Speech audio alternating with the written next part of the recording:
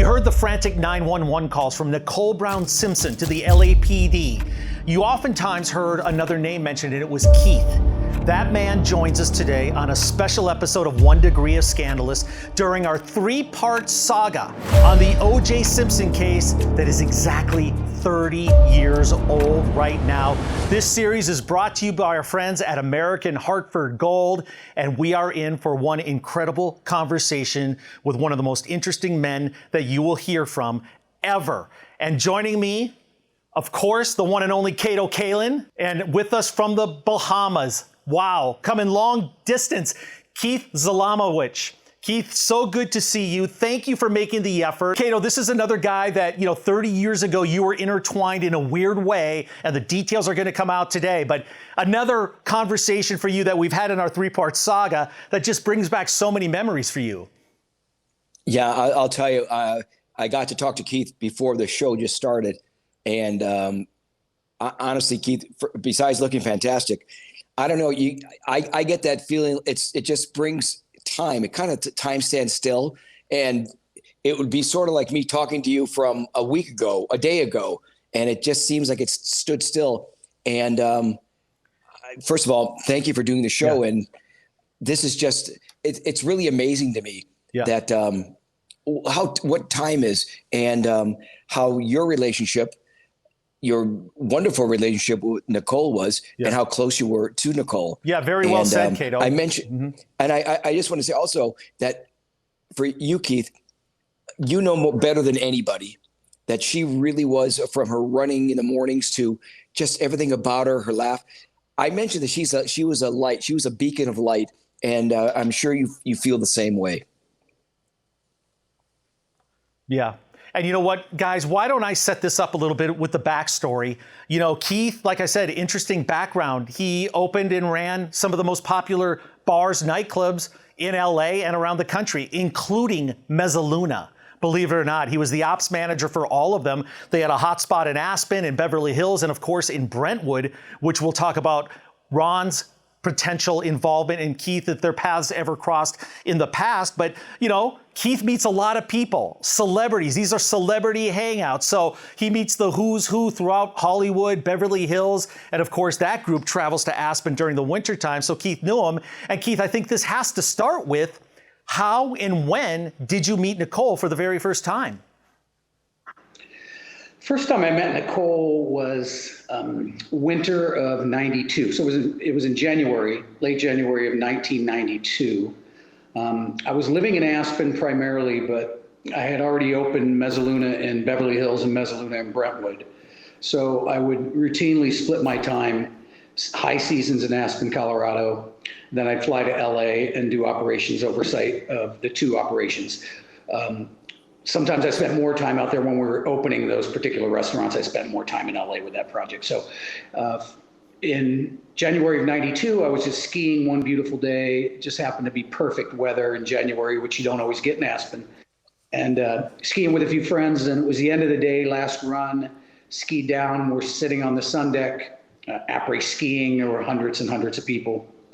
And I looked across and I saw Nicole, and I had never seen her before. And like you alluded to, yes, I was around a lot of famous celebrity people in those days, so not much surprised me or shocked me. But when I saw her, I was just immediately taken back with her physical beauty. I remember saying to one of my friends I was with, "Oh my God, that's the most beautiful woman I've ever seen. And I'm going to walk right up to her and talk to her," which wasn't normally my routine. And I did. I got up, I walked over to her table, and I sat down and I started a conversation with her. Yeah. So that's how we initially met. Yeah. And Keith, I had to mention, you don't use that line unless you actually mean it. I mean, you see beautiful women all the time with the places you work. Did you know who she was? Because Mesaluna and Brentwood was not far from her home. And, she's out and about in LA, maybe in Beverly Hills. Oddly enough, I did not recognize her, even though I came to find out later, she was a regular in the Mesaluna and Brentwood. It was right down the street from where she lived. So we started talking, and in a brief conversation, struck me as kind of odd, but initially one of the first things she said to me was that she left LA to get away from her abusive husband, and she grabbed her kids and fled to Aspen. So I didn't know what to think of that initially, but, we were just getting to know each other. We were just meeting. So I asked her how she was enjoying Aspen, and somehow Mesaluna came up. And she said, "Oh, Mesaluna." She said, "We were there for dinner last night, and I didn't see you," meaning me. And I actually was off the night before, oddly. And she said it was her favorite restaurant in Brentwood. I told her who I was, and I invited her in for dinner that night and told her I'd hold her a table. She was with a lady friend of hers and the kids. And I told her I'd hold her a table, and she thought that was funny because we didn't take reservations at the Aspen location, and we had a 3-hour wait constantly, so she got a giggle out of that. So we talked a little bit more on the sun deck.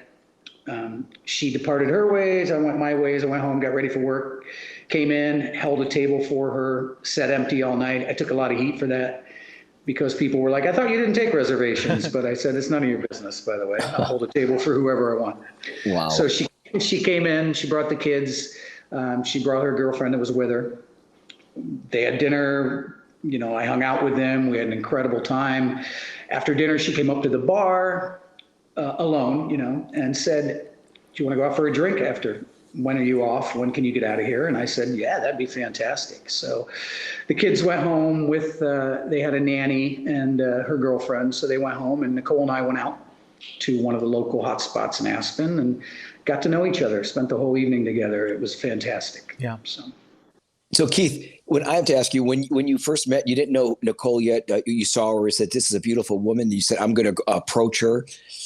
How long did it take for her to tell you, first of all, that her husband was O.J. Simpson? And how long did it take you? Did she first say, "I'm getting out of an abusive relationship," then said his name? Just painting the picture in my head that if you found she never said his name. Yeah, go ahead. Yeah, when I approached her, she looked at me kind of like, "What's this guy's story?" And she even said to me, she goes, "You're pretty bold," because I sat down and started talking to her, and I was like, what's your deal? I've never seen you before, blah, blah, blah, blah, blah. And I'm sure at some point is when I voluntarily said, "Well, I'm Keith, from Mesaluna, you must know me, blah, blah, blah." Yeah. But she said, "Oh my God, Mesaluna." And then she started to tell me how she was from LA and she had fled to Aspen. I believe she actually used those words. With her kids to get away from her husband. He was abusive. She didn't mention his name. She didn't say it was O.J. Simpson. She just mentioned that it was an abusive relationship, and she came there to get away from it. Yeah. And did that happen? It happened later that night then when you guys had dinner at the Mesaluna and drinks? Exactly. Yeah, I forget exactly when I found out. It did come up at some point. It might not even have been that night. It might have been the next day. Yeah. We spent the whole weekend together. Right. Yeah. So we hung out, we did a bunch of stuff. That night we came back to her condo and I said goodbye. And through the course of getting to know her that weekend, we talked about my time in LA and how I was going to be in LA in about a month and a half, my normal routine.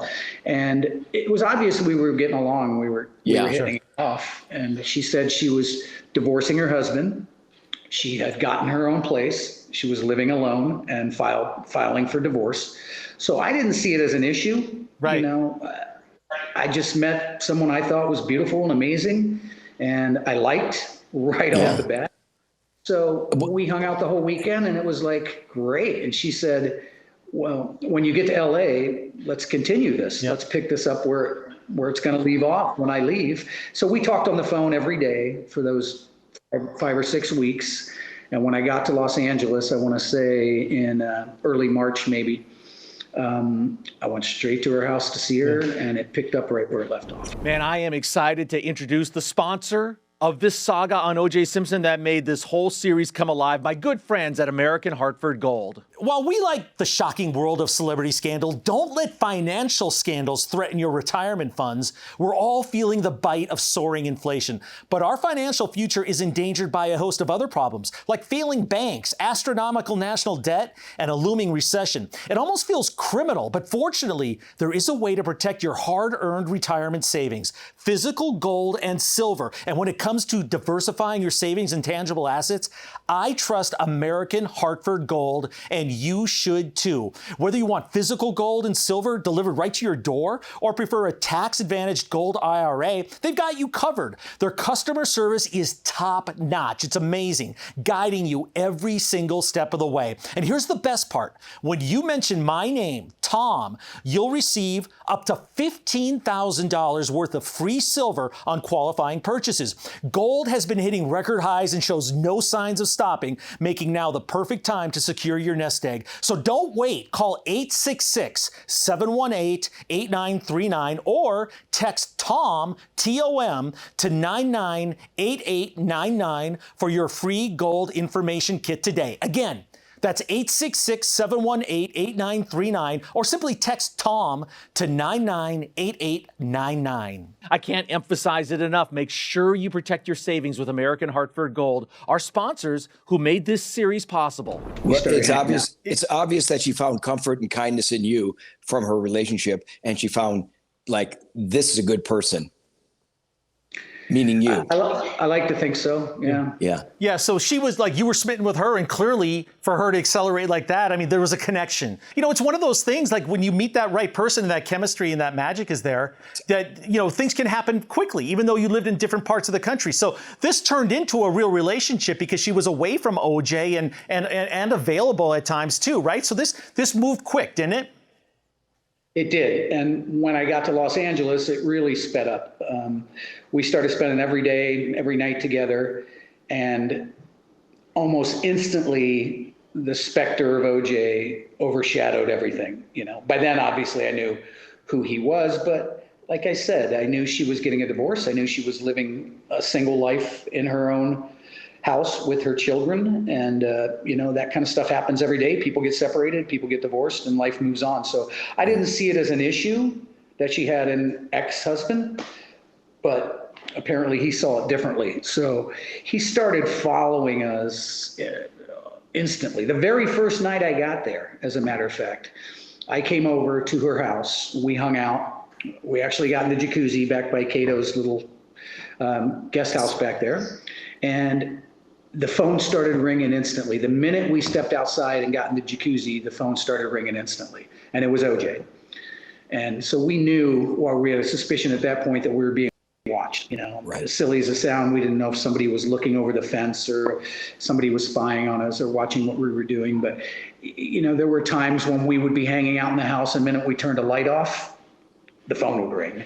Or the minute we turned a TV off, like we were going into another room, the phone would ring instantaneously. So we knew the house was being watched. But back to your point, is our relationship heated up very quickly when I got to Los Angeles because we were in proximity of each other and we got along. Yeah. I mean, I was a pretty carefree guy, you know. She could do whatever she wanted to, and I think she liked the fact that nobody was telling her what to wear. Nobody was telling her how to do her hair, you know, where to go, what to do. You know, she was hanging out with somebody that just accepted her for who she was, and we just had a great time. Yeah. Well, I think also, Keith, it's obvious how close Nicole was to Sydney and Justin.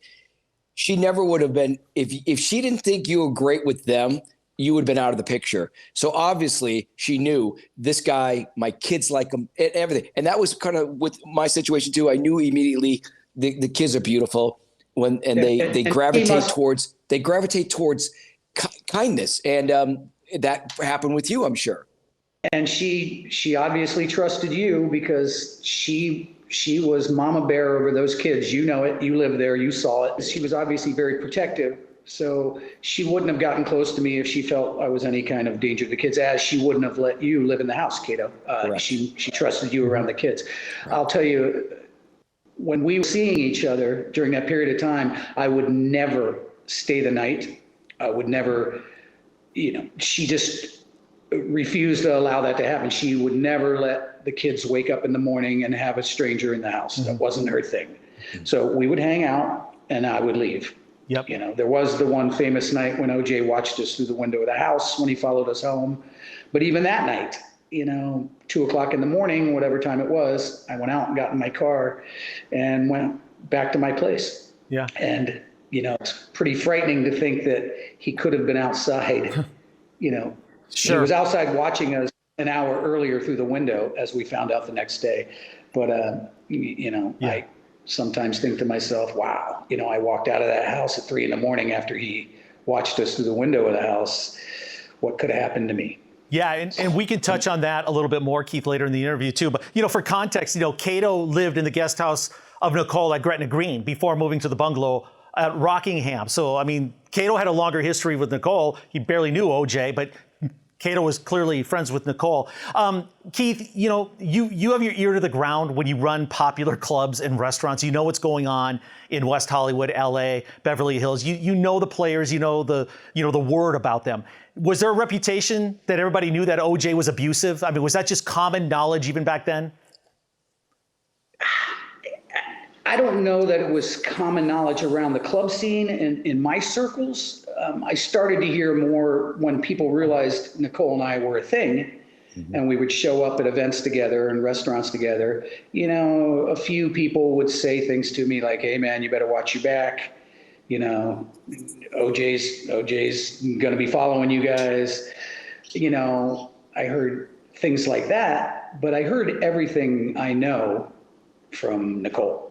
I mean, because we were so stalked and followed and watched, she started to tell me everything about their past relationship, about past incidences of stalking and violence and beatings and all the horrible stuff that I don't think she told a lot of people.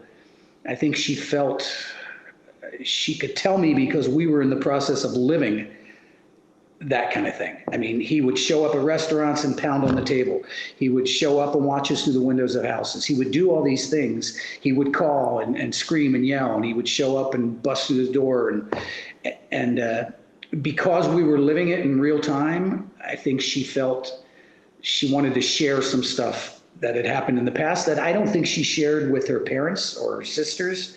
And based on the most recent documentary, they didn't know a lot of that stuff until after the fact, but she told me. Yeah, Keith, you mentioned you're saying that when you would go to dinner with Nicole, he'd show up at a restaurant and pound on a table? Absolutely. He did it at Mesaluna, like the second or third night I was in town in LA. Cato, I don't know if you remember, but I used to do a big Tuesday night thing at Mesaluna in Beverly Hills, not in Brentwood.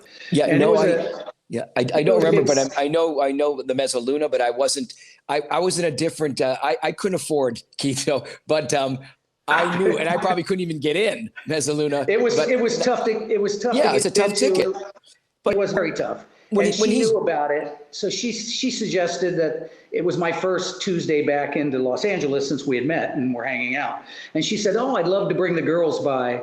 So she got her posse together at the time, which were, 4 or 5 of her girlfriends, which all of, Cato. I don't feel like I need to mention names, but they all came to Mesaluna to see me. It was one of those packed nights.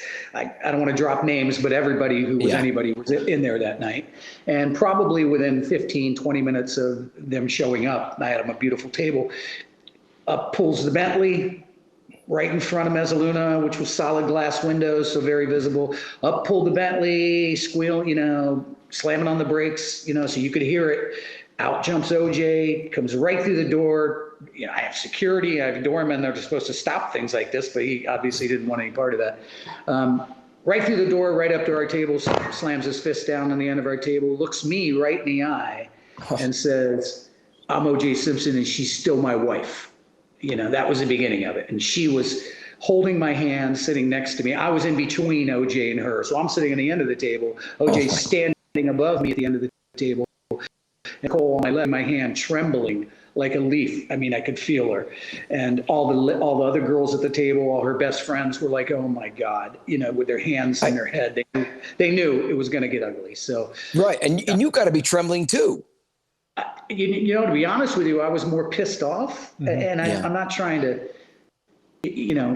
elevate my status or anything, but I was angry that he had the goal to come into my place, and create a scene like that. And I was digging Nicole. I mean, I fell hard and fast. She was wonderful. Yeah. And I was feeling protective, I didn't back down from him. I stood my ground. He stood there. He stared into my eyes, almost face to face. And that's where I first saw the thing you hear people talking about, that black, blank stare that was in his eyes that almost didn't look human. Yeah. It looked like he had left his body. And Nicole was trembling, and she sort of said to me in my other ear, I need to go outside and talk to him or he's not going to leave. And I said, okay, are you going to be all right? And so she went outside and everybody could see them. They're standing in front of the restaurant and he's screaming at her in front of the car, with his finger in her face and reading her the riot act. Couldn't hear her through the music and stuff. But that's how our relationship began. That was 2 or 3 nights after I got to LA. Wow, and you could see the snap right there. You could see what you'd heard, what she told you about him, and boom, in living color in 3D, it's right there. What a complicated situation for you, because when you run hot nightclubs and you look like you do not have a problem with the ladies, right? But when you meet someone that you have a real connection with, it just got so complicated right away because of OJ. She's available, you're with her, who knows where it could have gone. But I mean, that had to be really tough for you because there was ebbs and flows even with you and Nicole when you could see her, when you couldn't see her. But as her friend, did you try to give her advice about how to handle him and his volatile nature and the danger that he presented? As it progressed between us and more instances of him showing up and him with his threatening behavior came, and she started opening up to me about stuff that had happened in the past. Yeah, of course, I said, you've got to do something about this. But she was divorcing him. She had cut off, contact with him socially. It was just, you pick up the kids when it's your day, blah, blah, blah. So she was doing all the right things to get out of the relationship. She had made the final step of getting away from him, getting a house on her own. And, she had filed for divorce. It took a while, I think until October to become final. But she, in my opinion, she was trying. She was making an attempt to get out of the situation, but he wasn't letting go. Yeah. And he wasn't letting go then. He wasn't letting go in the future, things that Cato saw, obviously. And up until he killed her. I mean, he couldn't let go. Yeah. And while you're doing this, Keith, you become compelled to sort of be her protector because you're hearing the stories from herself, and that draws you actually even closer to friendship, romantically, everything, because she's confiding in you more than she's confiding in her family because she has a connection with you. So you automatically become Keith, the protector, against a 6'4" whatever ex-NFL player who could blow up at any minute just show up and knock you out or worse, kill you.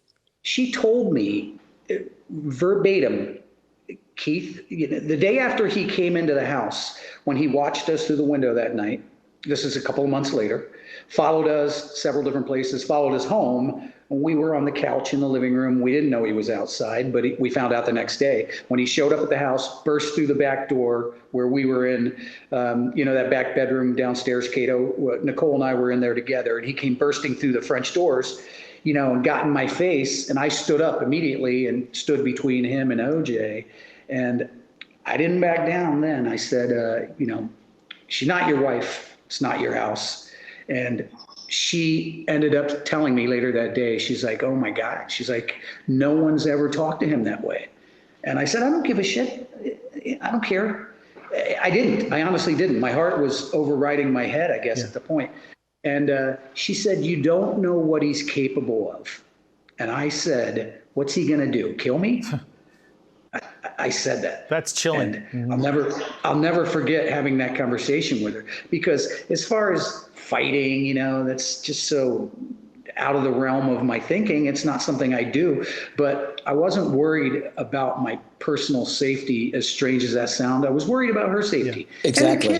And the kids' safety. So she said that to me, and I didn't think twice about it. And you flash forward a year and a half, and obviously she was. Keith, she probably had a newfound respect for you for pushing back at OJ, because she'd never seen anyone do that before. And man, I am excited to introduce the sponsor of this saga on O.J. Simpson that made this whole series come alive, my good friends at American Hartford Gold. While we like the shocking world of celebrity scandal, don't let financial scandals threaten your retirement funds. We're all feeling the bite of soaring inflation, but our financial future is endangered by a host of other problems, like failing banks, astronomical national debt, and a looming recession. It almost feels criminal, but fortunately, there is a way to protect your hard-earned retirement savings: physical gold and silver. And when it comes to diversifying your savings and tangible assets, I trust American Hartford Gold, and you should too. Whether you want physical gold and silver delivered right to your door or prefer a tax-advantaged gold IRA, they've got you covered. Their customer service is top-notch. It's amazing, guiding you every single step of the way. And here's the best part. When you mention my name, Tom, you'll receive up to $15,000 worth of free silver on qualifying purchases. Gold has been hitting record highs and shows no signs of stopping, making now the perfect time to secure your nest egg. So don't wait. Call 866-718-8939 or text TOM, T-O-M, to 998899 for your free gold information kit today. Again, that's 866-718-8939, or simply text TOM to 998899. I can't emphasize it enough. Make sure you protect your savings with American Hartford Gold, our sponsors who made this series possible. You know, I've got a question for both you guys. You know, you spent a lot of time around Nicole in different situations, but what percentage of the time was she under his spell or fearful of him? And what percentage of the time was she herself that vivacious personality that everybody loved? That real Nicole? How often did you actually get to see the joy and the passion and the happiness and the release, and not the constant fear and looking over her shoulder? Cato, I'll start with you. Well, I'm going to answer. Keith, if I can go first, because you're going to be much longer. I just want, Keith knows this. I was never the babysitter. I was working a job on movie sets where I had hours. So I didn't hang out. I never actually went out socially to clubs and that. I wasn't a rich guy. I couldn't buy rounds of drinks, but anytime Nicole said she's going out, can you watch the kids if I'm available? 100%. Justin, Sydney, their laugh was infectious, and I lived for that. And when she went out, she knew that they were going to be safe. So I never went out to a club, and anytime we'd go out to a dinner, if everybody together, it would be soup plantation. And Tom knows this. I'm sure, Keith, you probably found out. I've never done drugs. I didn't drink. I mean, maybe have a glass of a beer. So it was different for me. And I was a protector also somewhat, not in how you were, much bigger protector, but I was there because, and by the way, Keith, I'm not saying this to toot my horn. I was there because I was light and I brought laughter, and that's what I lived on. But I'll let you go on. That was my experience. So I was lucky. I hit fun, free Nicole right from day one. I believe when I met her in Aspen, she had just left OJ. I want to say within a week of leaving him, she had come to Aspen. And then when I got to LA, she had the house, she had the kids, she had her freedom. And she was, for the first time since she was 18 years old, she was out from under his thumb. Exactly.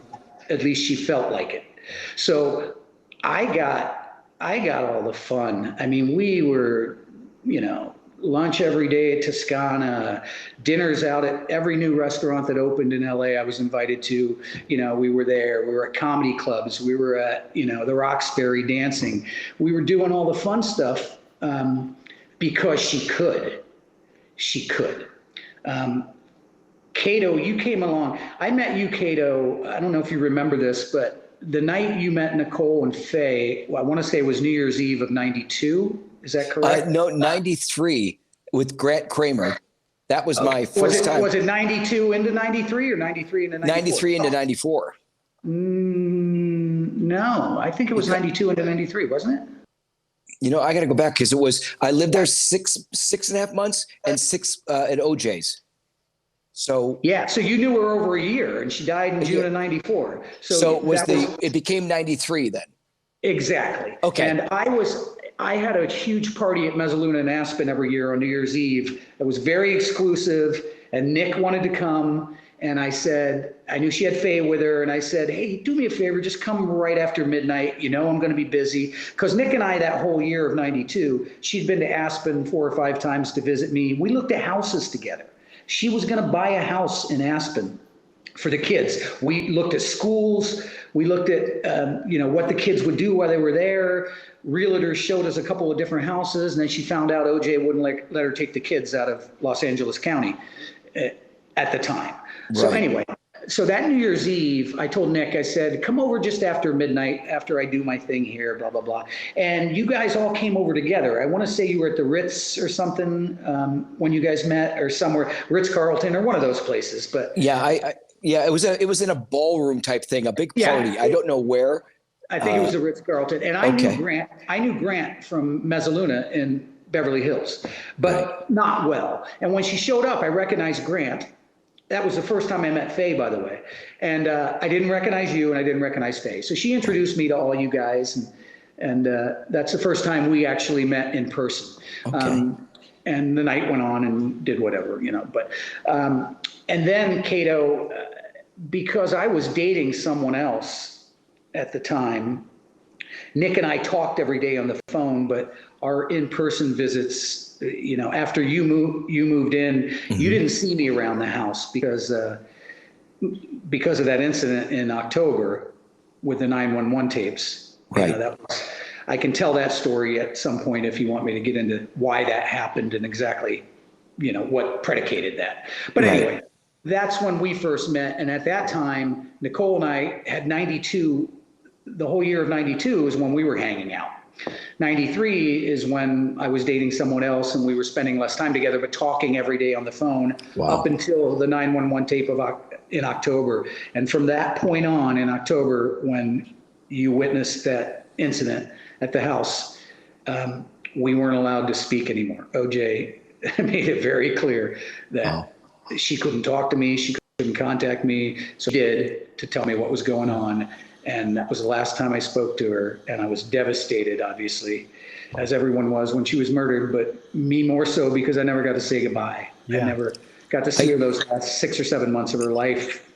And so I didn't know that was that October. I came from a movie set, working whatever time it was coming in. And that was the last time for you ever to see her again? In October? Last time I even spoke to her. Oh, my goodness. What happened was, and do you mind if I go into this incident right now? Oh, go. No, please do. Okay. What happened was the girl I was dating during that period of time, even though Nick and I lived in the house for 6 months. I lived in the house in Gretna Green for 6 months. Back in 92, going into 93, when I was building the Monkey Bar. I don't know if you remember the Monkey Bar, but it was one of our restaurants. And Nick wanted me to move in there and stay with her. And I was like, I don't know if that's a good idea. And she's like, please, you're so gracious when I come to Aspen. So I moved into the house. And that's at the time she was kind of seeing Brett, the guy from her law firm. Mm-hmm. But she wasn't serious. It was a fun thing. And I understood it as that. So I didn't never say anything about it. And I think that's another reason she thought that we got along so well, is I allowed her the freedom to have fun and do things and see people. And, we still hung out in our own time, but I didn't bother her about other things she did. So anyway, so the girl I was seeing in early 93 turned out to be a disaster, crazy. But anyway, I tried to distance myself from her, and she was working on a movie set with OJ. Naked Gun. She was working on 33 1/3. And I had gone as far as getting a restraining order from this girl to keep her away from me. She was, crazy. And she didn't like that. I quit answering her phone calls, and I quit, talking to her completely, shut her out of my life. And she went up to OJ on the movie set and brought up Nicole and, my boyfriend and your wife, and blah, blah, blah, blah, blah. Oh, my goodness. Yeah. And he went batshit, as we all saw, and came over the house and took it out on her. And I didn't know any of this was happening. And what happened was the day that it happened, I was doing something around Aspen. I came home and I hit my old school message machine, phone message machine, like we all used to have. Yeah. And there was a voicemail from OJ, and it wasn't very nice. I wish I'd saved it, but I didn't. Oh. But he was on the movie set with this woman, and he was cursing me out on the phone, saying, "It's your old pal," blah blah blah blah blah. So anyway, Yeah. so I thought, oh no, this isn't going to be good for Nick. So I tried calling Nick right away. She didn't answer, which was crazy because we talked 3 times a day. A couple of days went by and she still didn't answer. And finally she called me, and it was probably a day or 2 after the 911 tape. And she explained to me that she didn't tell me in detail, but she was like, Keith, it's really bad. He blew up last night, all about you. He went crazy. You know, I was in fear. I was worried about the kids. And she said, I'm afraid that we can't talk anymore. You know, they were trying this ill-conceived reconciliation at the time. And she said, if I'm going to give this a shot at all, he said, I couldn't speak to you. He ripped up all your pictures. He ripped up the phone book with your number in it. And she said, it breaks my heart to say this, you know, you're my best friend right now, but we just can't talk anymore for a little while. Let's see how it goes. Yeah. And I sort of had a tear in my eye, and I said, you know, I love you, Nick. I'm so sorry you had to go through this. Like I said, I didn't know the extent of it until the 911 tapes came out. But I said, I'm sorry you had to go through this on my account. Please call me when you can, and let's stay in touch. And, Well, 6 months later. I'm sorry. This is it's honestly so compelling because I didn't know that. I didn't know any of this, and how difficult it is for you because you obviously are in love, and it's just amazing that it's too bad you don't have that tape as far as it possibly could have been evidence. But I'm sure at that time you're kind of thinking, no way, like, oh, I delete this guy and just delete the message. But wow, it's really, really heartfelt because I can feel it coming out of you. It's just amazing of how I think you'll agree with me, how he wanted Nicole, but he wanted every other woman also. And he thought he could do it. And she said, I think at one point she just, in my opinion, she just said, no, I'm good enough for one person. That's it.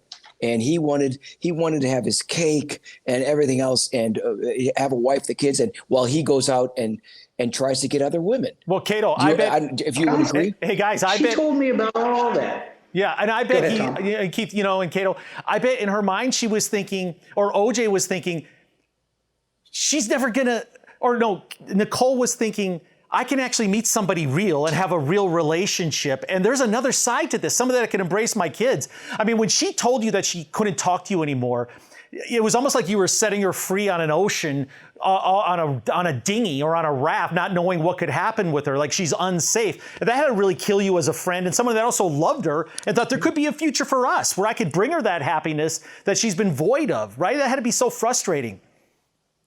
Well, she told me several months before that. I want to say it was Easter weekend of '93, and I'm pretty sure about that because a similar circumstance. I tried calling her. I was in Aspen. She didn't answer. A couple days went by, and that was unlike her. I mean, she always at least called me back immediately. And on Monday, she called me, and I said, "Baby, what's up? Well, you know, I didn't hear from you. You know, I haven't heard from you." And she said, yeah, I went away. I went out of town and went down to Mexico and spent Easter and, you know, had a good time. And I said, wow. I said, great. I said, who'd you go with? Because Chris and Bruce were normally, you know, the Mexico friends, you know, they would go down to Cabo. I said, you go with Chris and Bruce? And she said, no. And I said, did you go with Robin? You know, and I started going through a few names. She said, no. She goes, you're not going to be happy when I tell you. And I said, well, who? And she said, I went with OJ. And I said, what? And she said, yeah. She goes, he showed up at my parents' house, you know, on Easter, acting all nice and being around us like he does. You know, he knew if he showed up at my parents' house, I wouldn't just kick him out. because, he's close with my family. And she said he told me he'd been to counseling, and he gave me this whole line. She didn't say it like this, but she told me that he had given her this whole spiel about, I've been to counseling, I've changed, I want to give it a try again. And, so he took her he said, let's get away for the weekend, spend some time, just the two of us, and talk about things. So they whisked off to Mexico, spent the weekend together, came back, and then she called me right away. And she's telling me all this. And the whole time I'm like, Nick, and she said, what do you think? After she told me that. And I said, Nick, man, that's really concerning. I said, are you sure about this? And she said, Keith, I don't know. She goes, but I'm thinking about it. I'll keep you updated. But, he seems like he's really changed, and he seems like he's a different person. And we kept in touch about it. And I just said, babe, be careful. Whatever you do, be careful. Keep your eyes open and be careful. Yes. And then, like I said, that was Easter. So we communicated all through the summer until the October incident.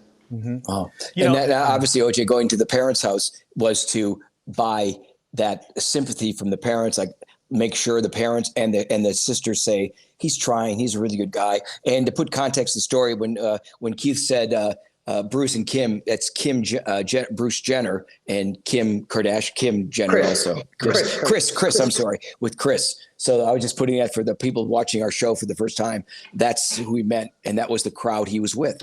Man, I am excited to introduce the sponsor of this saga on O.J. Simpson that made this whole series come alive, my good friends at American Hartford Gold. While we like the shocking world of celebrity scandal, don't let financial scandals threaten your retirement funds. We're all feeling the bite of soaring inflation, but our financial future is endangered by a host of other problems, like failing banks, astronomical national debt, and a looming recession. It almost feels criminal, but fortunately, there is a way to protect your hard-earned retirement savings, physical gold and silver. And when it comes to diversifying your savings and tangible assets, I trust American Hartford Gold, and you should too. Whether you want physical gold and silver delivered right to your door or prefer a tax-advantaged gold IRA, they've got you covered. Their customer service is top-notch. It's amazing, guiding you every single step of the way. And here's the best part. When you mention my name, Tom, you'll receive up to $15,000 worth of free silver on qualifying purchases. Gold has been hitting record highs and shows no signs of stopping, making now the perfect time to secure your nest egg. So don't wait. Call 866-718-8939 or text TOM, T-O-M, to 998899 for your free gold information kit today. Again, that's 866-718-8939, or simply text TOM to 998899. I can't emphasize it enough. Make sure you protect your savings with American Hartford Gold, our sponsors who made this series possible. Yeah, we all hung out in the same circles. We did things together, had parties together, hung out together. Cato, her core group of friends. Most of which I adored and still am in close contact with. There are a couple who were shady, who we didn't trust. We knew someone inside her inner circle was giving OJ information because there's no way he could have shown up at the places we were at unless someone told him. Wow. Well, don't mention names, but do you know who that might be? I know exactly who it was. Oh, you do? Okay. And she knew who it was too. We figured it out. We set a trap, we planned different things. We told certain people and we narrowed it down to one or two people actually. And then we zeroed in and we set up this person, and this person ratted us out, and she can burn in hell. Did you ever confront her on that? The person that you knew what was? At that point in time, I wasn't hanging around those girls anymore. I was going back and forth to Aspen. I can't remember if I saw her at the funeral or not, but that wasn't the time or place to do. But I've been very outspoken about her in the few interviews. I've turned down millions of dollars and a plethora of interviews over the years. I've done a few selected ones. The recent one by Lifetime. Actually, Denise just didn't feel it was a good idea for me to be in that. So she told Lifetime to exclude me from that one, even though the producers had already called me several times. Right. Yeah. She just, because I knew Nicole for a short period of time, the 2 years, and the 2 years that we knew each other and were together were all under the specter of the negativity of O.J. Simpson. So I think Denise felt that my stories weren't, what they were looking for in this documentary. And I totally understand her decision on that. And I didn't need to be in another documentary anyway. Well, but Keith, your 2 years in retrospect is really a lifetime because you know so much. Yeah, it seemed like it to me as well. I see that, but yeah. And, I've carried this with me for 30 years. Could I have done something different? I'm sure we all do that. I mean, could we have done something different that may have saved her from, what happened? Right. I don't know. Yeah, I think we all tried to get her out of that situation. Yeah, and I think that's the natural thing to say. And maybe you would have saved her from one instance, but it was, this guy's nature. He was never going to stop trying to own her. Right? And he could just never let her go. And, like you were mentioning just when she got back together with OJ, Keith, that she was a mother. And by all accounts, such a loving family person. A mother's instincts is to keep the family together. And OJ knew he had that power, right? Whether it was physical and how he was abusive or whatever, but also he could turn on that charm and I'm sure convince her that I've changed. And I'm sure she wanted nothing more than that, to keep the family together and think that it might be real. And he completely snowballed her. It's funny you say those words. It's funny you put it like that, because in that conversation after Easter, when she came back and he gave her the line about I've changed, she said to me in the same conversation, Keith, all I ever really wanted was my family together. When she said she was considering getting back with him and trying it one more time. Right. It's funny because it was almost the exact words that you just used. Interesting. You had to feel so violated because, he's such a creep, and everybody knows this about O.J. Simpson. And I've heard many times about these voyeurism tendencies that he has. But to think that he targeted you must have wanted to just, if it wasn't Nicole and it wasn't that your feelings for her and the danger that she was in, you must have wanted to really confront him and do so. Who does that? It's just a sick trait. It was. And it gives you a creepy feeling. After the night I knew we were watched through the window, then my guard went up a little bit more, and I started thinking about, looking over my shoulder and stuff. Not to the extent of what he did to these two poor people on June 12th, but, hey, is this guy going to jump me one night when I'm leaving the house? Is he going to jump me outside of my restaurant? Is he going to, So yeah. I started considering those things, but man, when you're in love, none of that matters. I would have done anything for her. Yeah. Keith, after the trial happened, years later, maybe 10 or 15 years, I bumped into someone bumped into me that was a private detective that did information to find out about myself. And he had said, and by the way, I'm saying this, what he had said, this is not me being a cocky person. He said, we investigated you, Cato. We couldn't find a bad thing about you, but I want you to know, OJ had a private detective looking after to find out who you were. And undoubtedly, he had that done to you too, because I found out from him that I guess because I'm around his kids and all that, but it took so long that I figured even back then during that, I wonder if he had me being spied on and all that. So my intuition was somewhat right, but most definitely he had you checked out. Oh, without a doubt. And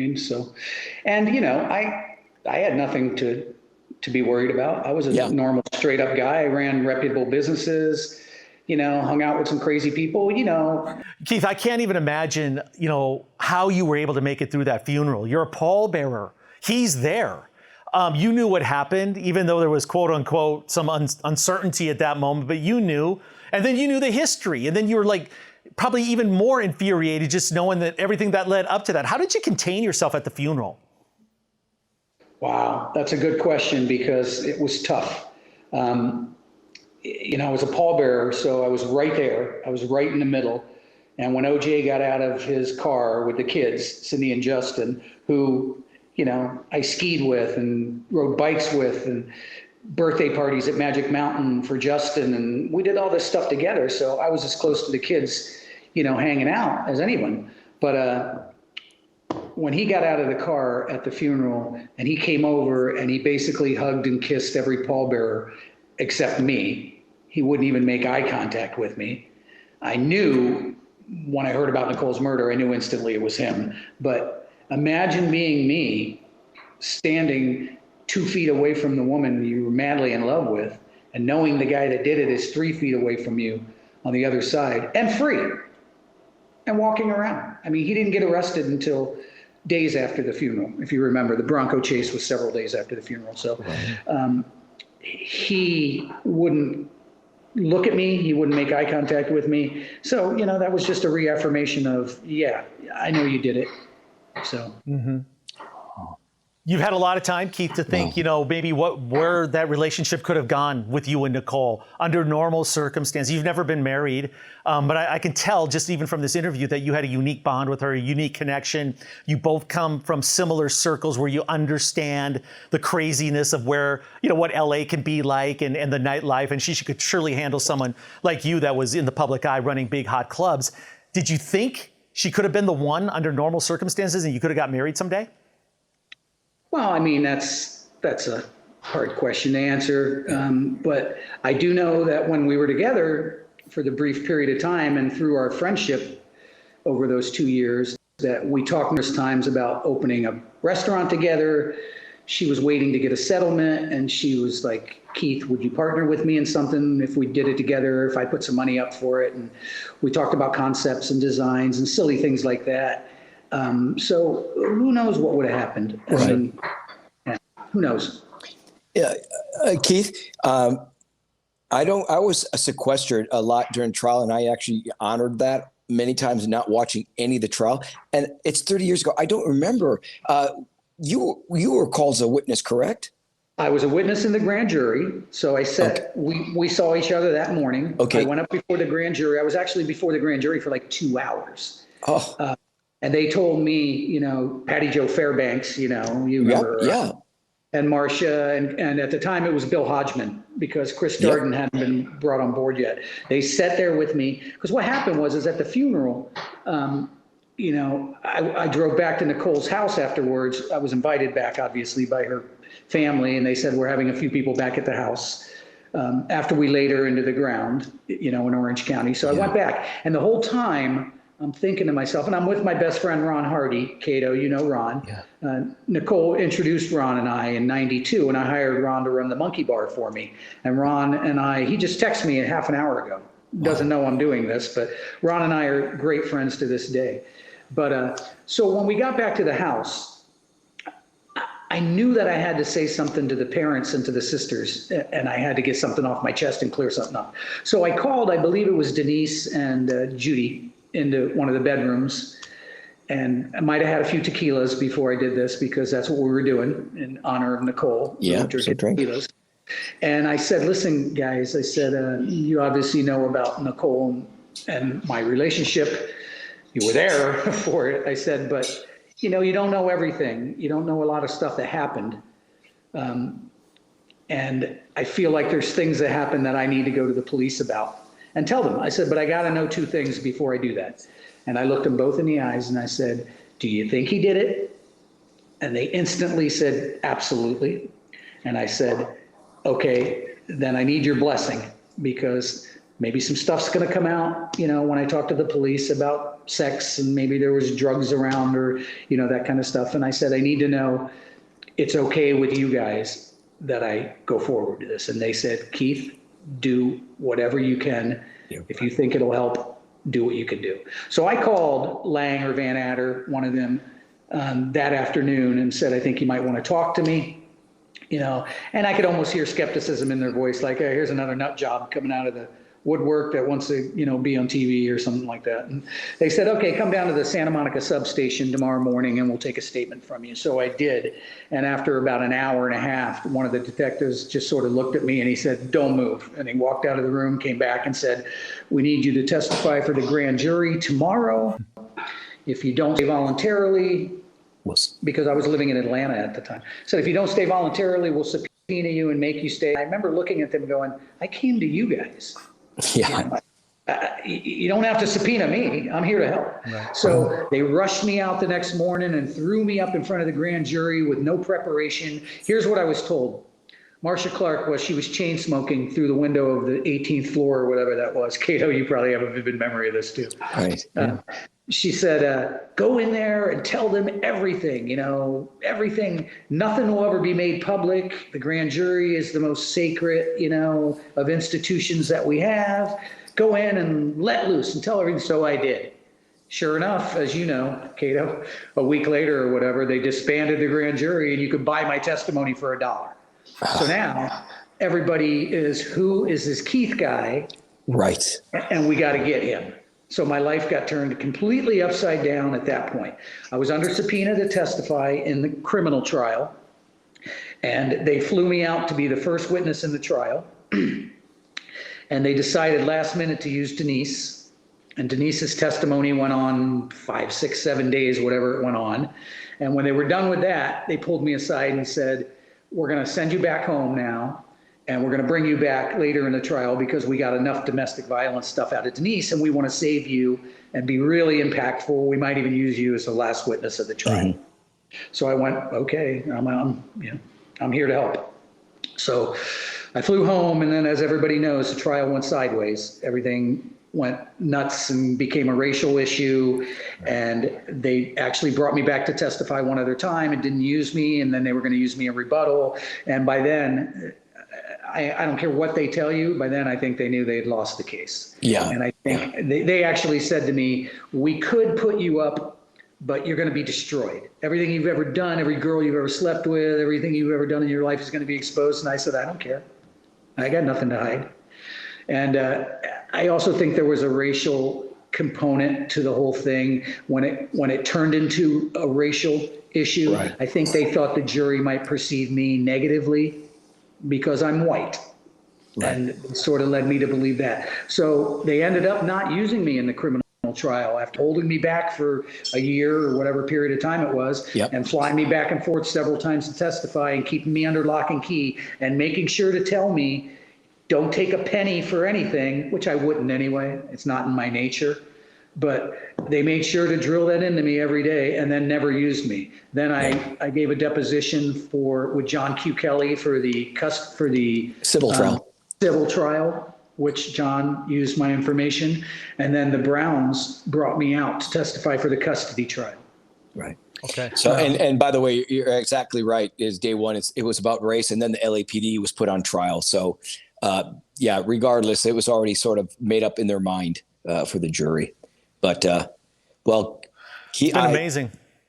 It's Key, honestly, not only great to see you, but you have enlightened me, and I'm very appreciative for you to come on our show and just to discuss this, because I know it's very difficult, and it was cathartic for me to hear everything, and my blessings to you. Yeah. Cato, I know that we haven't really talked over the years. And a lot of the stuff I just sort of laid out, you probably had no firsthand knowledge of, but nothing. I want you to know I appreciate you being a friend to her and, being there for the kids, obviously, all those times. And you know what? We made it 30 years, and I miss her, man. I miss her a lot. I miss her a lot. Keith, a beacon of light. Yeah, she was, and she was burnt out too soon. I hate to say it. Yeah. Keith, can't thank you enough. Cato, he doesn't do interviews like this. He was in Made in America, the docuseries that won an Oscar for ESPN. He was great in episode 2, helped carry that whole episode. But Keith, your story is so compelling, so important, and I'm so glad you had a chance to share with us today. So thank you so much. Thank Keith. Yep, thank you. And Cato, that was unbelievable. And I think, it's a story that needed to be told, who Nicole is, because there's so many dramatic elements that are surrounded by the OJ saga that you lose sight of the fact that, we really didn't even talk to him about Mesaluna. He didn't know Ron Goldman, but he knew the guy that hired him. But isn't that ironic that he was the ops manager of Mesaluna where Ron Goldman worked? So there's the things that just tie into this whole sauce are just crazy. It's just one big mixing pot that we put together and brought out 3 of the greatest stories this week. Yeah. Well, Tom, you're exactly right. And boy, this story with Keith was amazing, and it really was amazing.